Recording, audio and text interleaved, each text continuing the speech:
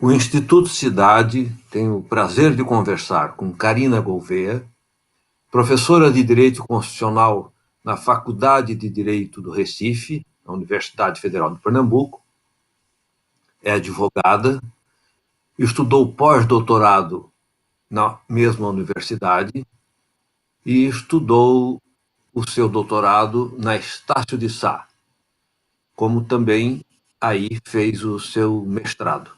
É de Recife, é pesquisadora e estuda um aspecto da política que predomina muito na América Latina e particularmente no Brasil, que é o populismo.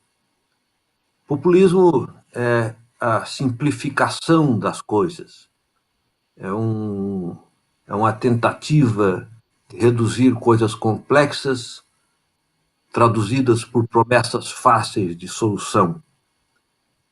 Nossos políticos têm este mau hábito. A Carina nos dirá sobre esse tema e talvez nos sugira alguma solução. Um prazer em recebê-la, professora. Bom dia, boa tarde, boa noite a todos e a todas. Queria agradecer a oportunidade de conversar com o professor Léo Rosa, um professor do qual tenho muita admiração, e principalmente conversar sobre a última pesquisa que nós estamos a desenvolver, cujo tema é populismos. Uma pesquisa,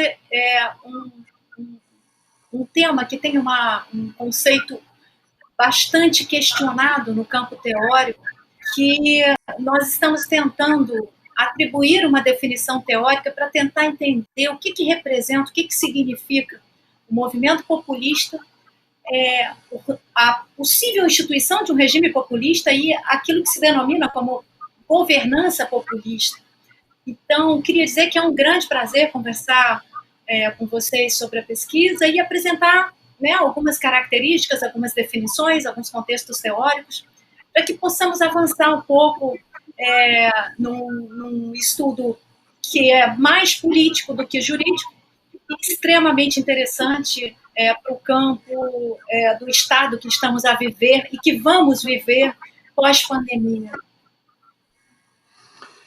O pós-pandemia, com o populismo resultando de populismos durante a pandemia, eu creio que nos deixará numa situação delicada. A professora já tem esboçado conceito de populismos, porque a professora estuda no plural, quer dizer, o que significa ter mais de uma forma, suponho. Como nós somos acompanhados, muitas vezes, por pessoas que não são necessariamente estudantes da ciência política ou do mundo jurídico, eu pediria, se a professora já tivesse, que pudesse nos adiantar conceito, para nos situar. Então, vamos lá. De fato, há uma grande contestação quando se fala em definição de populismo. Acredito que a própria teoria ela acaba por cadenciar alguns elementos que são possíveis de se conectar em contextos culturais e políticos diferentes. Porque quando começamos a falar em populismo, isso aconteceu numa conferência, numa escola de economia em Londres, na década de 60, mais ou menos no final da década de 60, e estava-se a estudar esse novo fenômeno, que se constituía como um novo tipo de populismo. Por que um novo tipo de populismo? Porque nós estamos a entrar, de acordo com o contexto teórico, na terceira onda de populismo. Então, essa primeira onda de populismo ela é muito bem exemplificada e muito bem retratada por Ernesto Laclau. Jack Balkin escreveu um pouco sobre isso quando começou a pesquisar o movimento populista ali no final do século XIX, início do século XX, e agora, pós década de 60, pós descolonização, né, a gente tem atravessado um novo movimento que tem sido caracterizado por populismo. Então você vai perceber que a teoria ela vai começar a falar um pouco que o populismo ele vai ter um perfil ideológico, um sistema político ideológico, vai se caracterizar como uma patologia, como os estudos de Hannah Arendt, transformações constitucionais autoritárias, constituições populistas, populismo e liberalismo democrático. Então você vai ter aqui inúmeros conceitos que tentam estabelecer algumas características possíveis do que representa o movimento populista. Isso acabou por nos provocar um pouco, né? E eu tenho uma disciplina no programa de pós-graduação aqui da Universidade Federal de Pernambuco, mestrado e doutorado, onde eu estudo crises e sistema democrático, e acabei por constituir uma disciplina a respeito de populismo. Eu queria entender o que significava, teoricamente, o populismo. Então, há algumas características que são muito similares, porque Toff ele estabelece também uma característica, porque ele vai dizer que ele pertence à democracia constitucional, ele utiliza o sistema político majoritário, ele é voltado para as massas populares, é nacionalista em vez de cosmopolita, é iliberal em vez de liberal, é religioso e não secular. Mas até aqui a gente tem uma transitologia do que representa populismo, na verdade. E a nossa ideia, né, era tentar, então, contextualizar e definir teoricamente, porque ainda não chegamos a um consenso teórico. Então, a nossa pesquisa ela acabou consolidando uma definição teórica e que nós não chamamos de populismo, nós chamamos de populismos. E aí eu vou dizer, teoricamente, o que isso representa para nós. Nós somos, eu e o professor Castelo Branco, do IESP, que é um cientista político.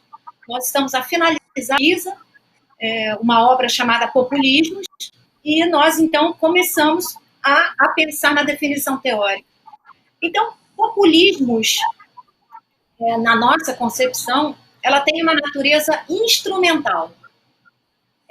Ela pode ser definida como iliberalismo democrático com inúmeras propriedades variáveis. Ela vai representar um certo tipo de ideologia, de discurso, estratégia, mobilização e ação política em um contexto cultural e político específico.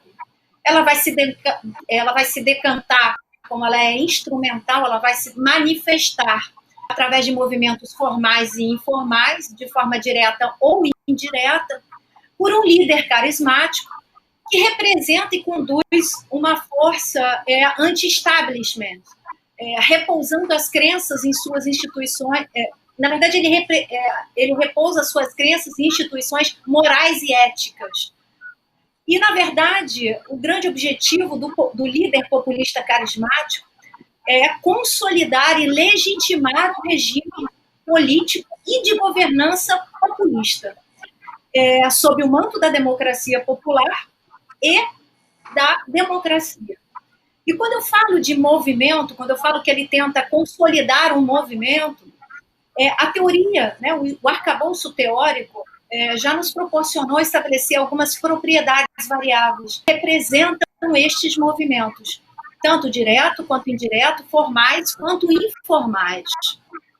E aí a gente pode falar, por exemplo, de mobilizações políticas, culturais e ideológicas distintas, enfraquecimento e ataques às salvaguardas institucionais, discursos retóricos e demagogos com particulares estilos de comunicação violenta, extremista, intimidação à imprensa livre, utilização maciça de serviços de inteligência, do comportamento antidemocrático, da rejeição do resultado das eleições, da polarização da política, né, porque ele trata os inimigos não como rivais políticos no campo da política, mas como inimigos. Ele usa ele tem a propriedade de usar retoricamente as ações políticas e os contextos das ações políticas, ou seja, ele diz, eu vou realizar uma grande ação, eu vou acabar com a corrupção, mas ele não diz como, ele não demonstra de forma sólida, né, como é que isso tudo se constrói. Ele explora efetivamente o sentimento popular de descrédito nas instituições. Ele tem uma pauta e agenda segregacionista. Ele usa de forma sistemática aquilo que se denominou de novo ambiente midiático, como plataformas sociais, WhatsApp, Twitter, Facebook. Usa de forma desenfreada o impulsionamento de desinformações e fake news. Ele subverte o processo constitucional. Ele é tolerante e encoraja a violência. Ele usa excessivamente instrumentos da democracia para a consolidação do seu movimento pela via da governança através de plebiscitos e referendos. Ele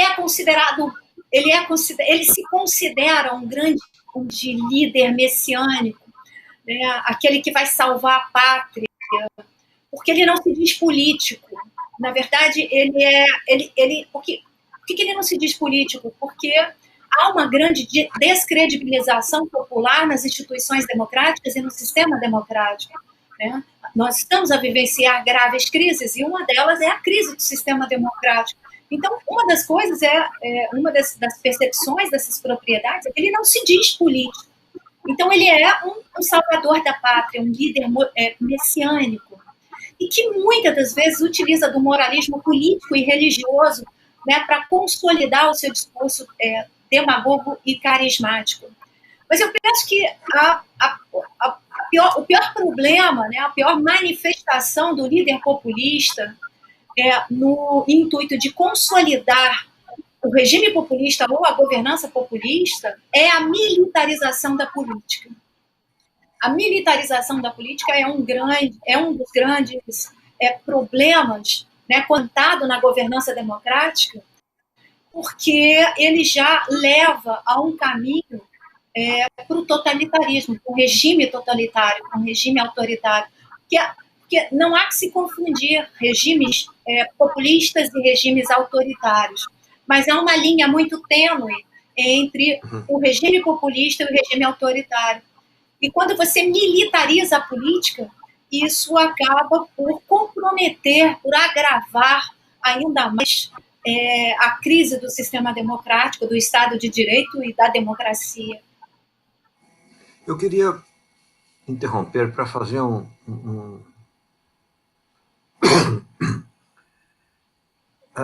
ouvir a sua consideração do outro lado desta relação.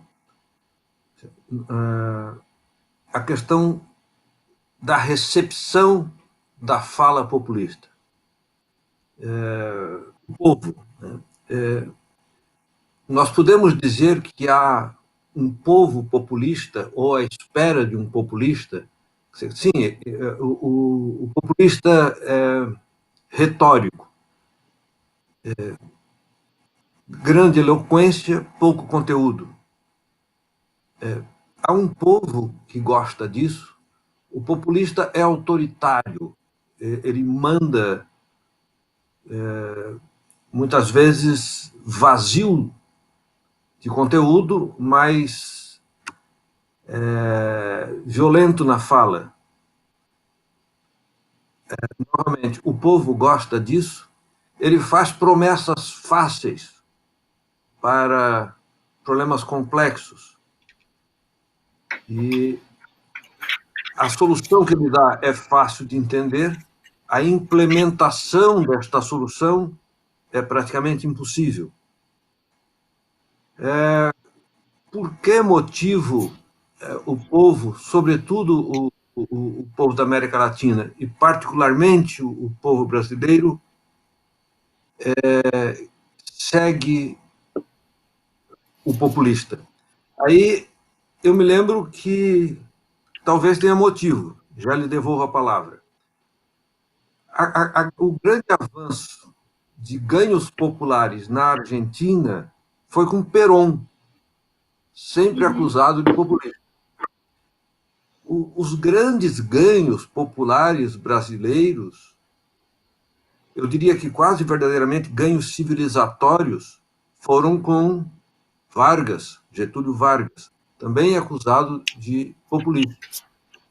Então, eu não sei se o populismo, a partir da ótica do povo, é uma esperança de que venha um salvador já experimentado na história, ou se é um auto-engano, ou se é um ser enganado. Agora, quando eu coloco que o povo é enganado, eu fico com a ideia de que o povo não tem responsabilidade, que ele é uma tola vítima manipulada como se não tivesse consciência. Por outro lado, há um discurso de que o povo sabe o que faz e, consequentemente, escolhe o que lhe parece melhor. Só sei que temos populistas de diversas ordens nos governando, temos uma facilidade de recebê-los e de lhes dar. E eles estão aí, espreitando para ocupar mais espaço. Qual é a responsabilidade que o povo tem nisso?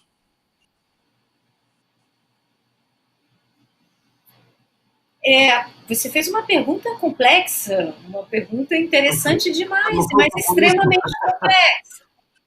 É uma pergunta um pouco difícil, mas complexa.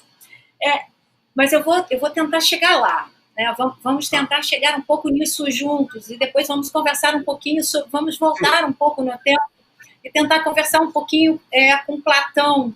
Né? Eu penso que Platão pode nos ajudar com relação a isso, porque ele fala de um universo cíclico, né?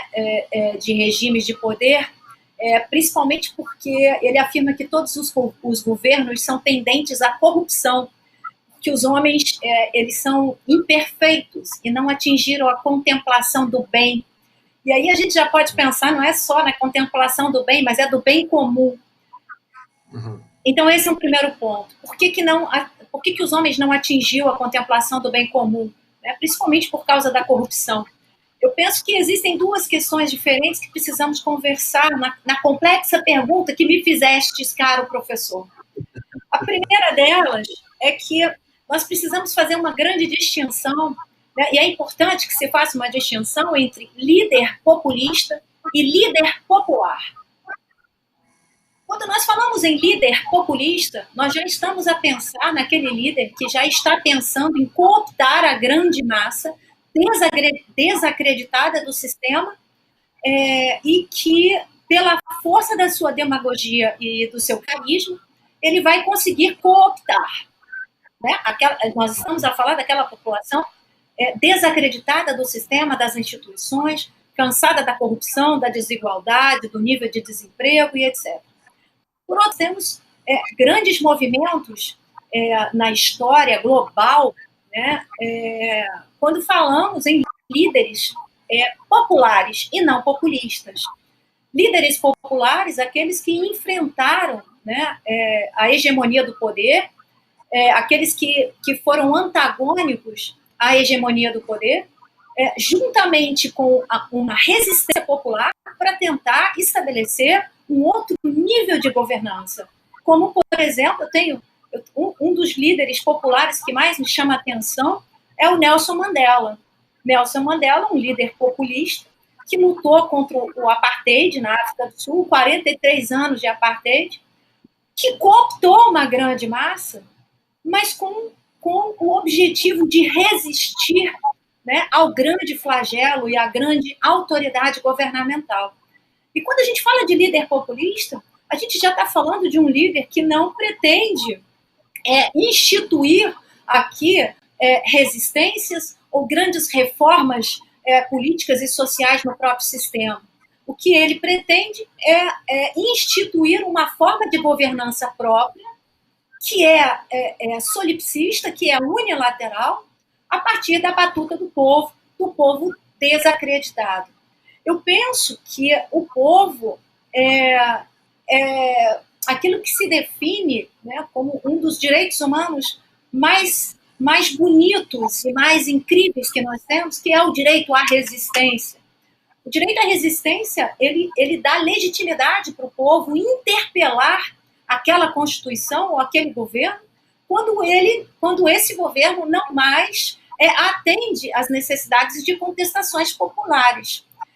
Eu penso que nós estamos a viver o 12º ano de decadência do sistema democrático. O sistema democrático falhou, ruiu, teve seus problemas e tem os seus problemas.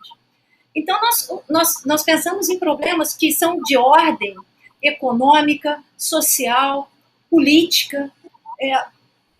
Você tem inúmeros problemas de ordens e que, lá na ponta da linha, né, de quem está sofrendo diretamente essas afetações, eles vão sofrer com aumento de desigualdades profundas, profundas lacunas sociais, precariedade de saneamento básico, água potável, insegurança alimentar, contaminação ambiental, o aumento substancial de moradores de rua, alta taxa de informalidade e desemprego, renda precária, violência generalizada, discriminação estrutural, uso desproporcional da força, crise do sistema penitenciário, você potencializa o sistema penitenciário quando tem um aumento da violência. Você tem um fenômeno surgindo enorme, aumentando a crise, que é o fenômeno da migração. E, por outro lado, você tem uma das piores patologias do sistema democrático, que é a corrupção. E a corrupção, ela não só corrompe o sistema democrático, ela acaba por corromper o sentimento daquele que acredita no sistema, daquele que acredita na Constituição, daquele que acredita no político que votou. Então você tem uma corrupção desenfreada e que acaba colocando um sentimento popular de descrédito, de falta de confiança, de falta de fé, de falta... É como se, bom, todo mundo rouba, eu vou voltar... Eu penso que o pior discurso é esse, que vem da massa popular. Eu vou voltar naquele que rouba menos. Isso é o pior, a pior resposta que a gente pode ter no campo do sistema democrático e no campo da governabilidade democrática. E Platão já falava um pouco sobre isso, né? Platão falava que quando você passa a ter um número de corrupção tão violento, tão dramático, tão capaz, ele é capaz de subverter o sentimento. Você acaba perdendo o sentimento de resistir, o sentimento de acreditar, o sentimento de buscar uma outra ferramenta para tentar sucumbir, né, a essa força negativa que te assola. E ela assola o indivíduo e acaba assolando a comunidade, acaba assolando toda essa massa. E quando ela assola essa massa, né, você acaba dando um poder muito grande para essa massa, né, que é o poder de eleger um líder populista, carismático, demagogo, que faz promessas retóricas. Eu me lembro que já votamos, professor, em chimpanzés, em mulas. Sim. Você se lembra disso? No Rio de Janeiro foi posto candidato um macaco, se não me falha, macaco Tião, não tenho certeza se era esse o nome. Exatamente, o macaco Tião. Esse foi uma das grandes revoltas populares, né, onde se elegeu o macaco como voto de protesto, né? Protesto, né? Um voto de... Então, quando a massa está desiludida, quando a massa está perdida, desacreditada no sistema, o voto é de protesto. Então eu vou votar no super-herói, no Messias, naquele que vai nascer das cinzas e que não se diz político é corrupto. O voto no macaco Tião...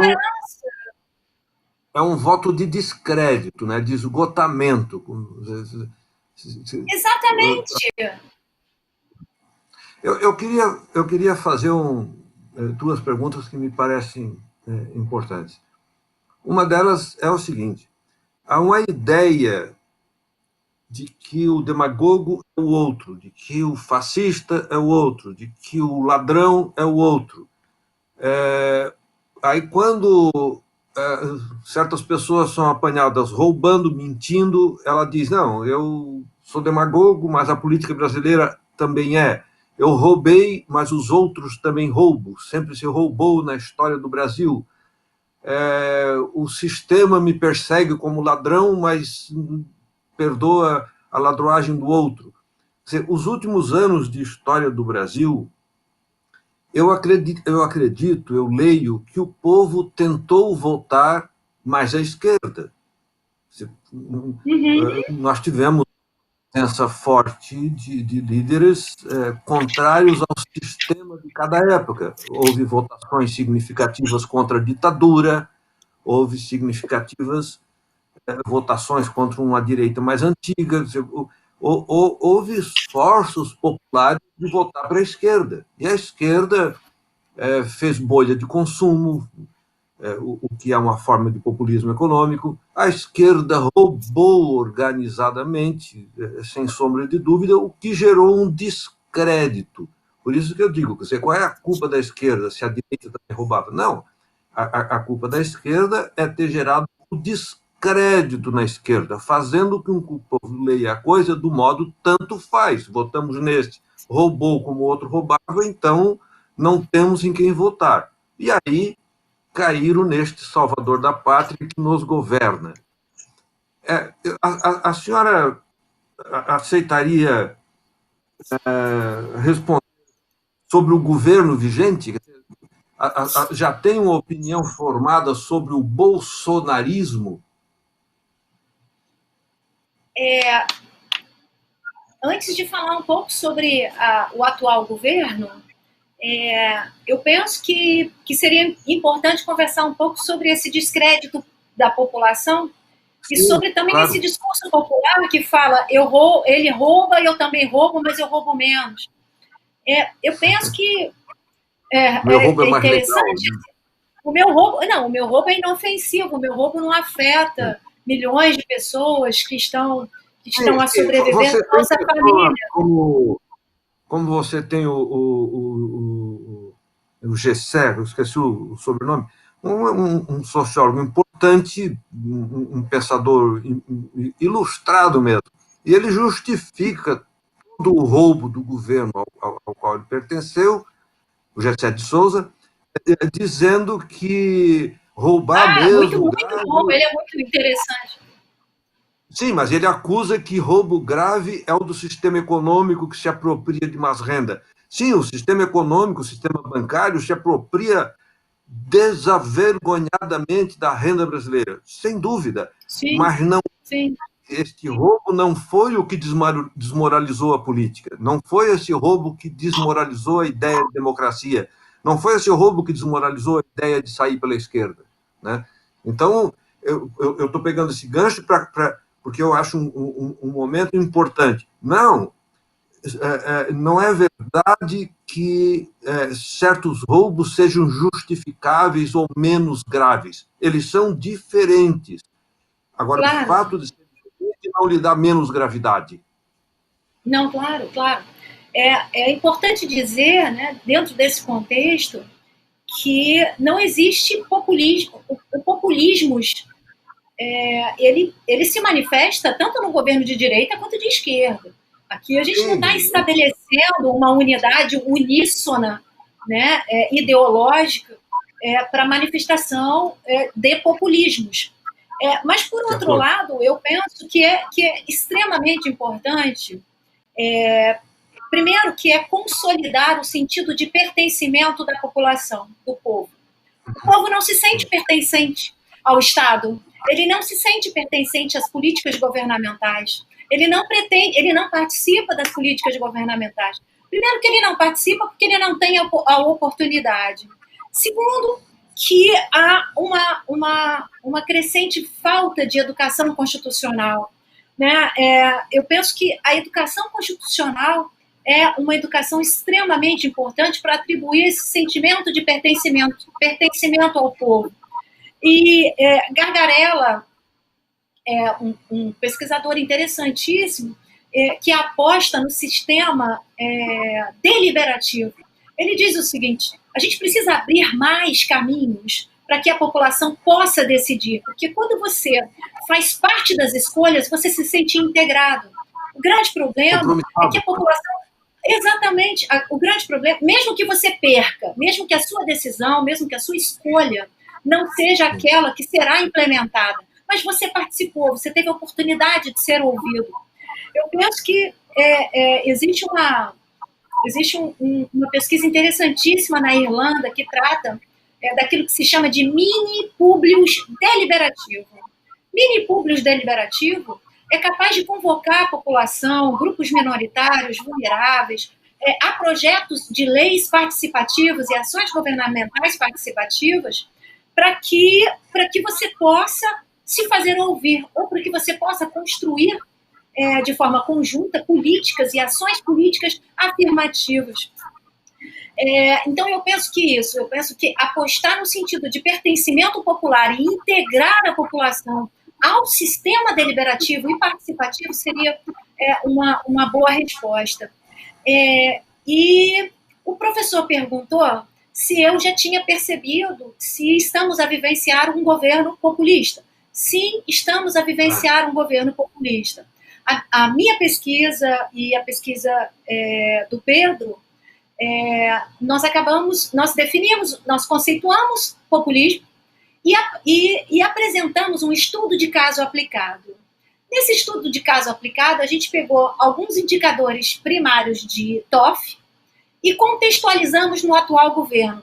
Isso desde a época das eleições, ou seja, em 2018, enquanto Bolsonaro era candidato à presidência. No governo, nós mapeamos 2019, o ano todo, e chegamos, então, no contexto da pandemia, aqui já em novembro, mais ou menos em novembro de 2019. Então, nós temos mapeado, né, todas essas ações. Então, é possível dizer que, sim, nós estamos a viver um governo populista, porque nós temos indicadores do governo Bolsonaro que nos diz que já se pretendeu forjar uma pseudo-constituição. O que eu quero dizer é que TOF estabeleceu 5 indicadores primários para o movimento populista. Eu peguei esses indicadores e acomodei no estudo de caso do atual governo.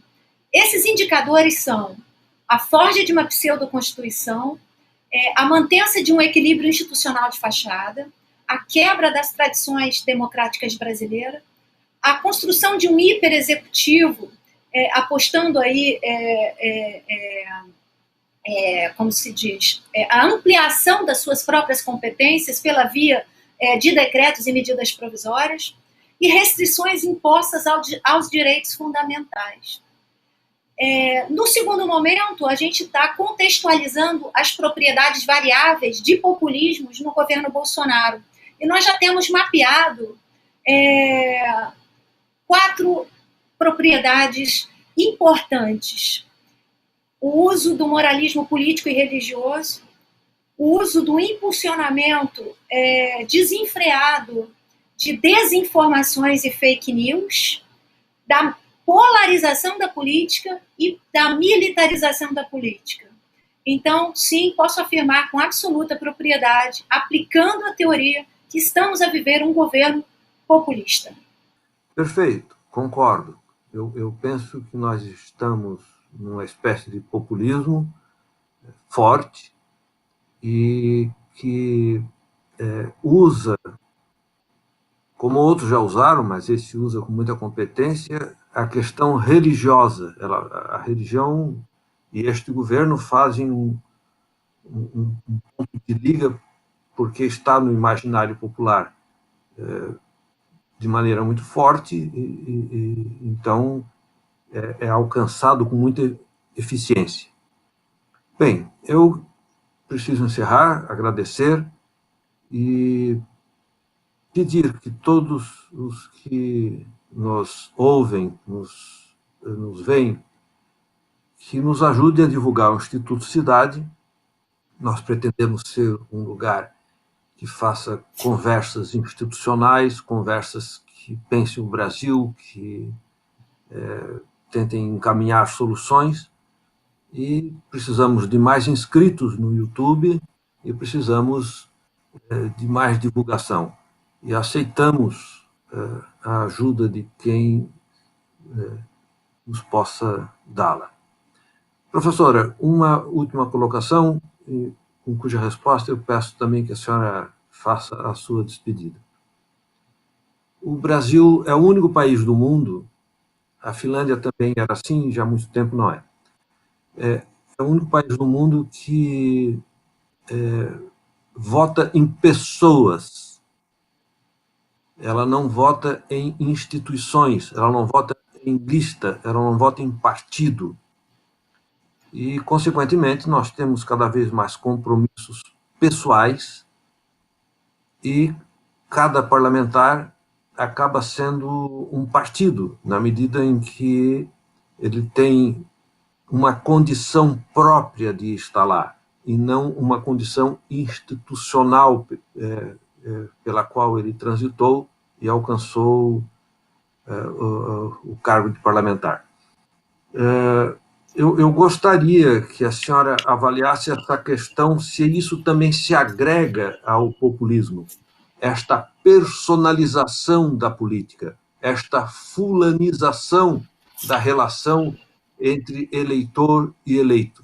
Se isso não é um dos males da nossa chamada política de afeto, política de relações pessoais, de políticas de aproximação, de favor, que aí desencama em corrupção e etc. Eu queria que o seu encerramento fosse avaliando esse aspecto, a questão da não institucionalização da nossa relação política e o desgaste institucional que o afeto pessoal, a personalização da política pode nos causar. Obrigado. E foi um prazer recebê-la. Professor, essa é uma questão interessante para se conversar, né, e penso que precisaríamos de um pouco de tempo. Primeiro porque a crise, né, deflagrada, já constituída por inúmeros pesquisadores e por inúmeros centros de pesquisa que fazem um mapeamento da decadência da democracia. Temos alguns livros que falam em decadência da democracia, erosão da democracia, morte da democracia, como salvar a democracia. E Steven Levitsky e Daniel Ziblatt escreveu um livro interessantíssimo, onde ele dizia que o grande salvaguarda, né, da democracia seria os partidos políticos.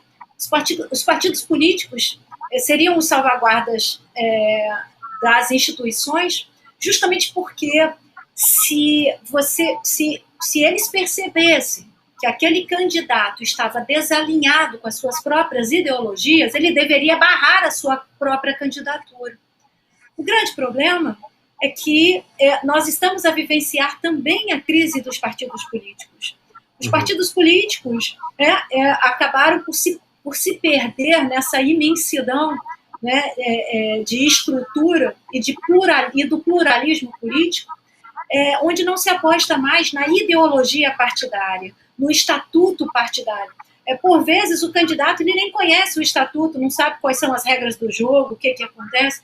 E nós temos, infelizmente, essa cultura de votar na pessoa, né?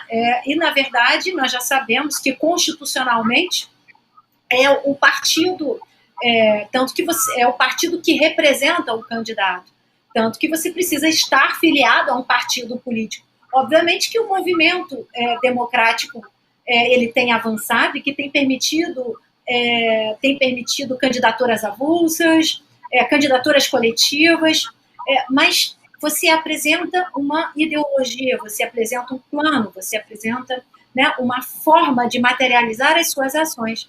O grande problema é que essa falta de educação constitucional e de pertencimento também acaba por deturpar tudo isso. E a crise do sistema representativo é um dos grandes problemas e que acaba por potencializar o surgimento dos populistas. Professor, eu queria agradecer, dizer que foi um grande prazer conversar com vocês. Com vocês, digo, a todos e a todas que terão a oportunidade de escutar essa conversa, que foi extremamente construtiva, muito agradável. É um prazer conhecê-lo, espero ter a oportunidade de conhecê-lo pessoalmente pós-pandemia, que possamos tomar um café, conversar um pouco mais sobre as ideias, porque penso que temos uma sintonia interessante. E queria dizer também, professor, que a nossa universidade está de portas abertas e vamos tentar fazer uma integração entre a Universidade Federal de Pernambuco e o Instituto da Cidade. Eu tenho um grupo de pesquisa chamado Teoria da Separação dos Poderes e a Crise do Sistema Democrático, onde talvez possamos conversar um pouco mais sobre essas questões complexas e podemos tentar alinhar respostas construídas de forma conjunta, e aí dessa vez eu vou entrevistar o senhor. Obrigado. Prazer.